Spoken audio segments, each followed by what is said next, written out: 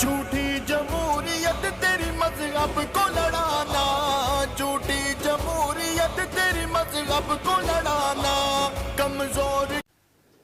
السلام علیکم ورحمۃ اللہ وبرکاتہ۔ ناظرین، آپ کا استقبال ہے تحفظ دین میڈیا اور MRF ٹی وی لائف میں۔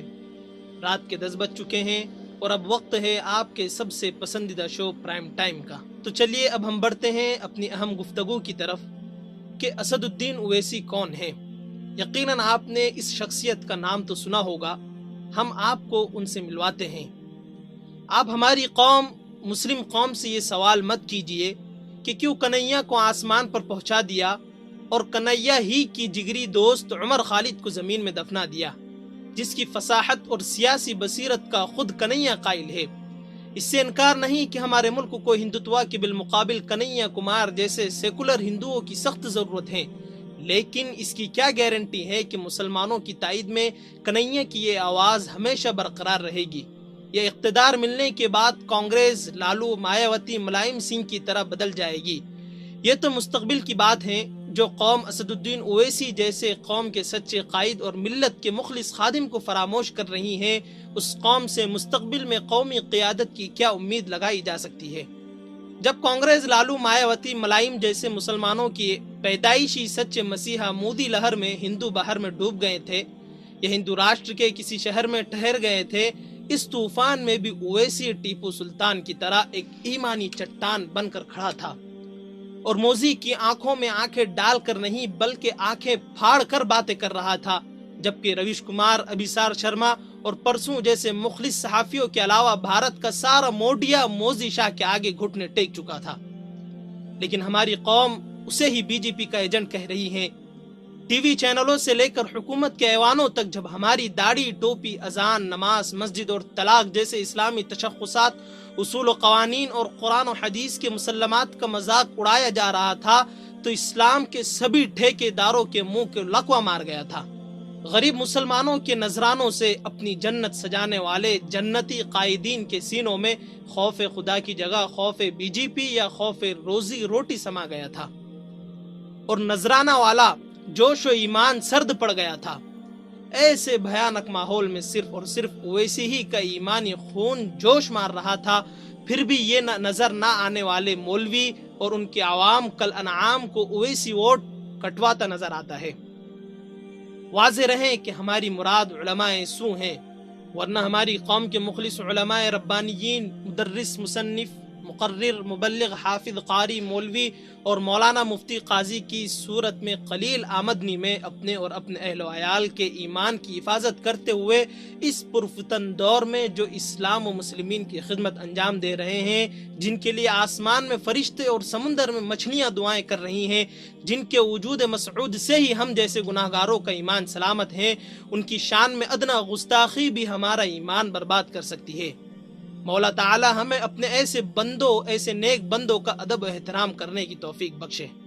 جب پارلیمنٹ میں برسر اقتدار اسلام دشمن بھارتی جنتا پارٹی 3 طلاق بل پاس کر رہی تھی، تو مسلمانوں کے پیدائشی اور سچے مسیحا جو 70 سال سے مسلمانوں کو غلام بنا کر مسلمانوں کا ووٹ لے کر ہندوستان پر راج کرنے والی کانگریس لالو مایاوتی ملائم اور اپنی اپنی پارٹی کے غلام مسلم MP اور نام نہاد دیگر سیکولر پارٹیاں اپنی خاموشی کے ذریعے BJP کی تائید کر رہی تھی، لیکن تنہا اکیلے اویسی نے اپنے ایمانی جرت کا ثبوت پیش کیا، دلائل و براہین کے ذریعے 3 طلاق بل کو رد کرا دیا۔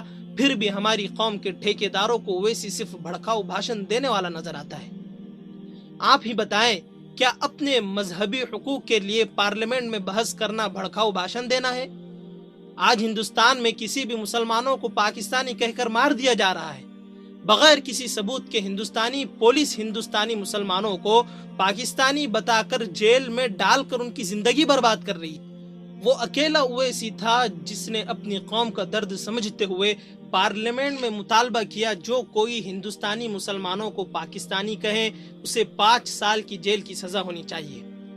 سب نے اس کا مذاق اڑایا اور مسلمانوں کے مسیحا کانگریس لالو مایاوتی ملائم جیسے مسلمانوں کے ہمدرد خاموش رہ کر مذاق اڑانے والوں کا ساتھ دے رہے تھے۔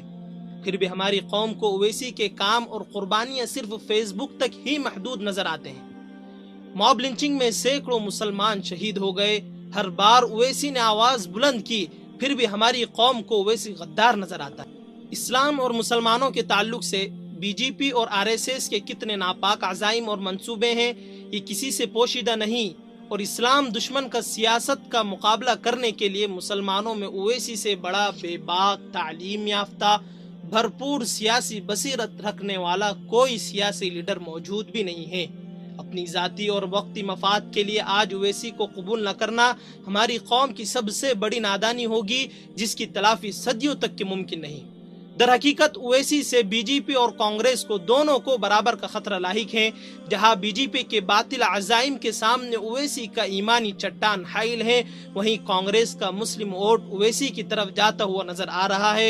यही वजह है कि कांग्रेस ओवैसी को बीजेपी का एजेंट कहकर मुसलमानों को गुमराह कर रही है, और दूसरी तरफ बीजेपी ओवैसी को पाकिस्तानी कहकर हिंदुओं को गुमराह कर रही है।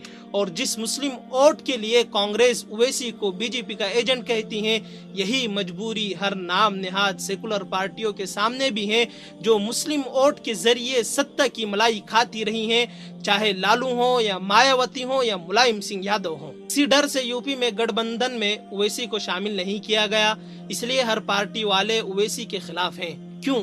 क्योंकि वो नहीं चाहते कि मुसलमानों का कोई कायद पैदा हो, मुस्लिम क़यादत मजबूत हो। आम मुसलमान तो आज 70 साल बाद भी अपनी कौम के किसी सच्चे कायद का मुंतजिर है। यही वजह है कि हर इस लीडर को अपना मसीहा मान लेता है, जो उसके हुकूक और मजहब की थोड़ी सी भी बात कर लेता है।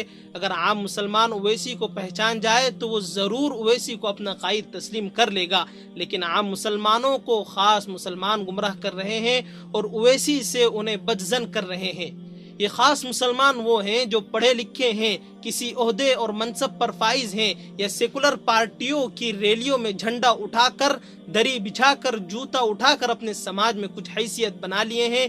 ये कौम के मिल्लत फरोश पर भी कौम की निगाह में मुअज़्ज़ज़ अफराद कौम को बीजेपी का डर दिखाकर अपने मतलब के उम्मीदवार को आम मुसलमानों का वोट दिलाकर उस पार्टी या उस उम्मीदवार से अपना ज़ाती और वक्ती कलील फ़ायदा निकाल लेते हैं और अपनी कौम को 5 साल के लिए और पीछे ढकेल देते हैं। ज़ाहिरी बात है, ऐसे मिल्लत फरोशों के लिए ओवैसी के दिल में कोई जगह तो है नहीं, तो भला कौम के ऐसे गद्दार ओवैसी को भी गद्दार नहीं बोलेंगे तो क्या कहेंगे?